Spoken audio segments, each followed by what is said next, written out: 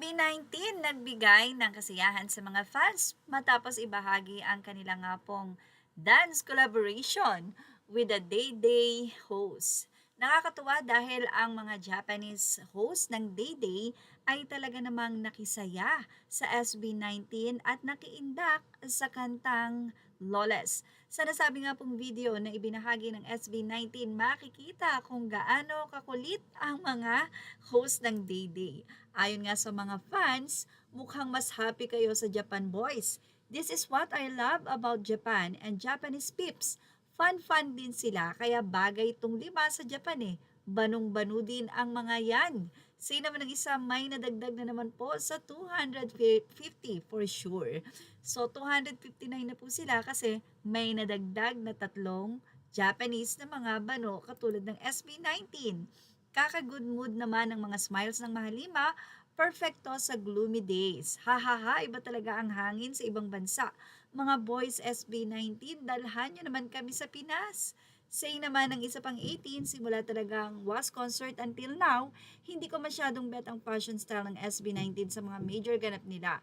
Mahal ko lang talaga sila kaya kahit ano pa yung suot, okay lang. Nako, baka ma-call out ako dito pero sorry, na honest review lang naman ako sa kanilang outfit, say pa ng isa. Maybe sa kanta nila na Lawless, kaya Lawless lang datingan nila.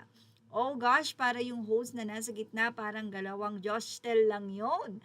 Hari pang moves, hehehe, lakas makatawa yata, I love you boys. Cute naman ng mga nasa likod. Nakaka-proud ang hirap makapasok ng foreign music industry sa Japan. Ngayon, napapanood na ng mga Pinoy sa TV and napapakinggan namin sa mga stores in Japan. Bagay talaga to sila magkaroon ng sariling show eh. Beka naman Onesie Entertainment. Maawa kayo sa tuhod ng kuya. I hope SB19 visit Philippines naman. So proud of you boys. Good luck sa SS nyo bukas. Cutie nung nasa gitna yung Josh yung pangalan. Hahaha. Hahaha. Nawala angas nung Lawless. Naging courtesy ay naging cutesy dahil sa Japan. Japan sila. Ay nako talaga. Sabi nga natin, iba ang mga Japanese people. Isa sila sa pinaka-kind na tao sa mundo. At kapag ka po talaga nakita nyo sila, lagi silang bumabate sa kanilang mga restaurant, lagi silang nakayuko at very kind sa supermarket habang kanila nga pong kinakashare ang nasabing mga binibili, binabanggit po nila. So isa po talaga ang mga Japanese people sa nakakahanga ang pag-uugali at napakababait po na tao. Kaya naman ganoon na lamang kagaang ang feeling ng SB19 dahil nakitaan talaga sila na very welcome sila sa nasabing show.